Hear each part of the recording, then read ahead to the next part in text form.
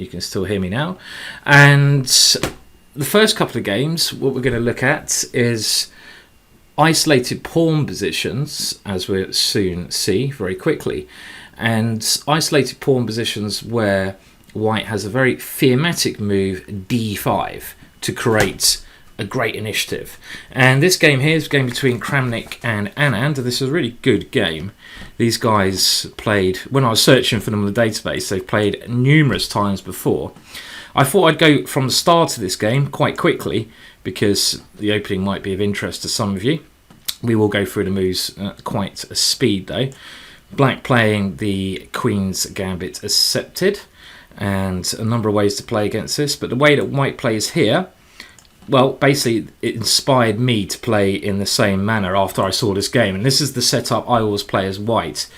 White just simply takes back the pawn on c4, so we have got our pawn back now, and just plays in a normal and sensible fashion.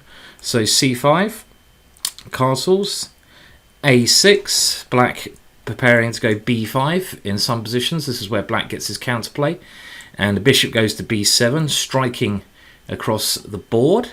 So now bishop to b3, stepping away from the b5 idea. And now black takes on d4 and white goes e takes d4. So what can we say about this? Well, the pawn on d4 is an isolated pawn.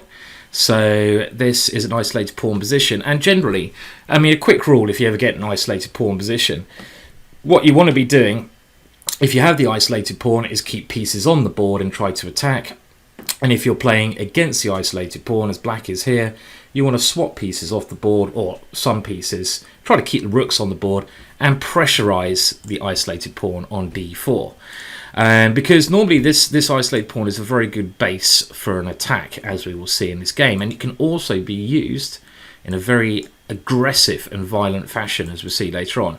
Hello pawn pusher, and hello everyone else. So okay, let's just get to some, and while I do these moves, one thing I would like to say is that one of the things I really encourage in this show is interaction. So please leave your suggestions. You can offend me, you can say whatever you like towards me, I don't mind, and you can just get involved with the show. That's the idea.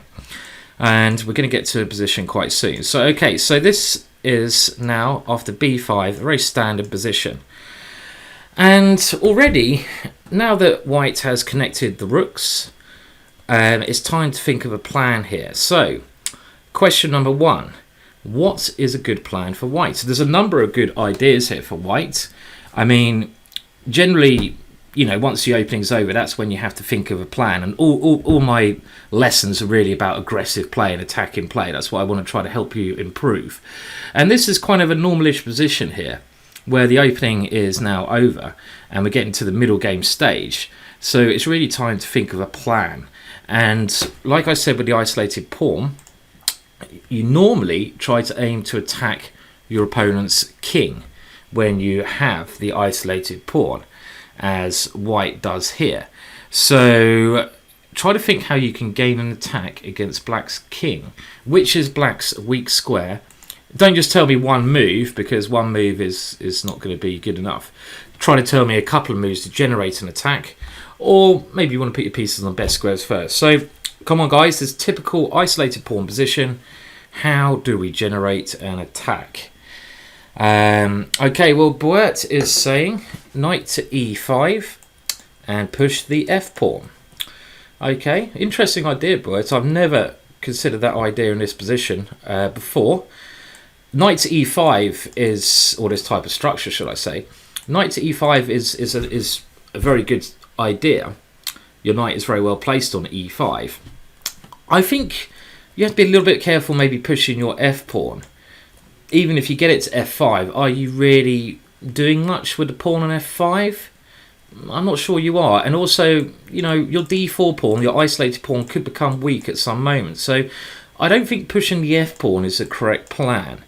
I mean, one way to really try to think of a plan, people, is to try to look at your opponent's weak spot in his position. And I have given you a hint that you're trying to attack his king side here. So try to locate which square around his king you might think is a bit weak. So have you already got a piece attacking maybe one of his squares? Well, Have a look at this little guy on c2. That's already kind of ganging up against h7.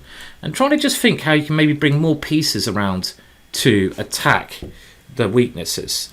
So, okay, so Perry has come up with an interesting idea of queen d3, with the brutal idea of just going bishop takes f6 and queen takes h7 checkmate. So that's a better idea.